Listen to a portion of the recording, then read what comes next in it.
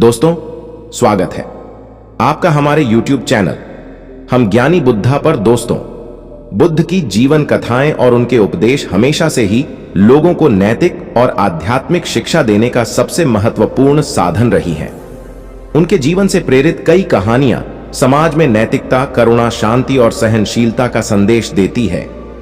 आज हम एक ऐसी ही महत्वपूर्ण कथा की चर्चा करेंगे जिसमें बुद्ध ने अपने शिष्यों को जीवन की अनिश्चितता, मनुष्य के कर्म और उनके परिणामों के महत्व को समझाने का प्रयास किया है। बहुत समय पहले भगवान बुद्ध अपने शिष्यों के साथ एक गांव में प्रवास कर रहे थे। उस गांव में एक धनी सेठ रहता था। सेठ की बहुत बड़ी संपत्ति थी, लेकिन उसके जीवन में शांति और संतोष का अभाव था। एक दिन वह सेठ बुद्ध के पास आया और उनसे अपनी समस्याओं का समाधान जानना चाहा। बुद्ध ने ध्यान से उसकी बातें सुनी और फिर उसे एक कहानी सुनाई। एक समय की बात है, एक राजा था जो अत्यंत शक्तिशाली और धनी था। उसका राज्य चहुओर में समृद्धि और वैभव से भरपूर था। राजा के पास संसार की हर चीज थी, लेकिन उसके मन में हमेशा असंतोष और चिंता बनी रहती थी। वह हमेशा सोचता था कि उसकी संपत्ति और शक्ति को कोई छीन न ले। इसी कारण वह कभी चैन से सो नहीं पाता था।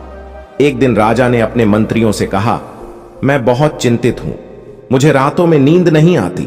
मेरी संपत्ति और वैभव के बावजूद मेरा मन शांत नहीं हो पाता। इस समस्या का समाधान क्या है?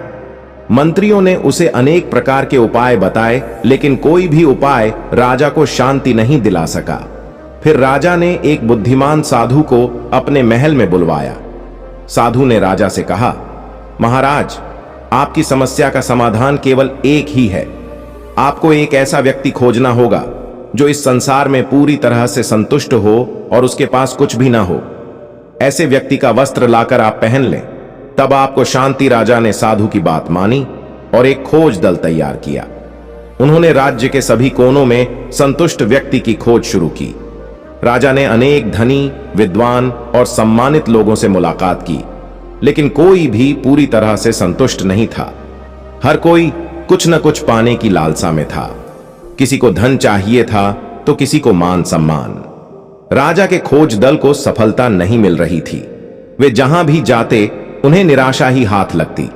तब राजा ने खुद यात्रा करने का निश्चय किया। वह स्वयं अपने राज्य के गांव गांव में गया, लेकिन उसे कहीं भी पूरी संतुष्टि से जीवन जीने वाला व्यक्ति नहीं मिला। एक दिन राजा ने एक छोटे से गांव में एक साधारण किसान को देखा जो खेतों में काम कर रहा था। किसान के चेहरे पर गहरी मुस्कान थी और वह बड़े प्रसन्न मन से काम कर रहा था। राजा ने सोचा कि यह वही व्यक्ति हो सकता है जिसे वह खोज रहा था। उसने किसान से पूछा, क्या तुम इस संसार में पूरी तरह से संतुष्ट हो? किसान ने उत्तर दिया, हां महाराज, मैं अपने जीवन से पूरी तरह से संतुष्ट हूं। मेरे पास जो कुछ है वही पर्याप्त है। मैं हर दिन प्रसन्नता से अपना काम करता हूं और भगवान का धन्यवाद करता हूं। राजा ने खुशी से कहा, तुम ही वह व्यक्ति हो जिसे मैं खोज रहा था।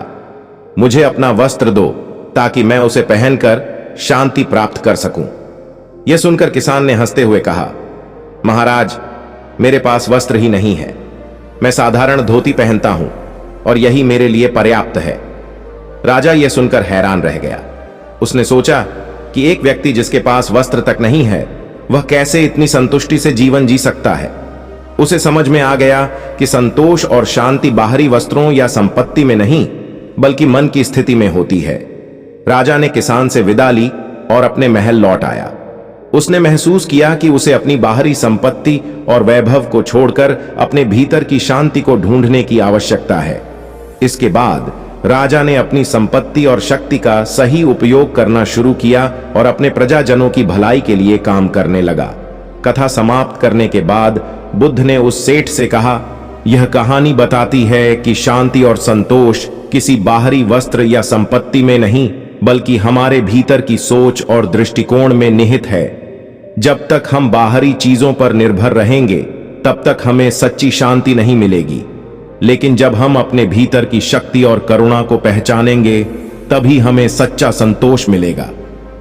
सेठ ने बुद्ध की बातें ध्यान से सुनी और उनकी बातों को अपने जीवन में उतारने का निश्चय किया। वह अपने धन का उपयोग समाज की सेवा में करने लगा और धीरे धीरे उसे आंतरिक शांति और संतोष प्राप्त होने लगा। यह कथा हमें यह सिखाती है कि सच्ची खुशी और संतोष बाहर से नहीं आते, बल्कि हमारे भीतर होते हैं। जब हम अपने मन की स्थिति को समझकर उसमें बदलाव लाते हैं, तभी हमें जीवन में वास्तविक शांति और संतोष मिलता है। बुद्ध की शिक्षाएं आज भी हमें यही संदेश देती हैं। आंतरिक शांति की खोज और दूसरों की सेवा ही सच्चा जीवन है। दोस्तों, उम्मीद करता हूं कि आपको यह कहानी वीडियो पसंद आया होगा। ऐसी और ज्ञानवर्धक कहानी वीडियो पाने के लिए हमारे चैनल हम ज्ञानी बुद्धा को सब्सक्राइब करें और वीडियो को अपने दोस्तों के साथ ज्यादा से ज्यादा शेयर करें। मिलते हैं फिर किसी नई कहानी वीडियो के साथ। तब तक अपना ख्याल रखें। धन्यवाद। नमो बुद्धाय।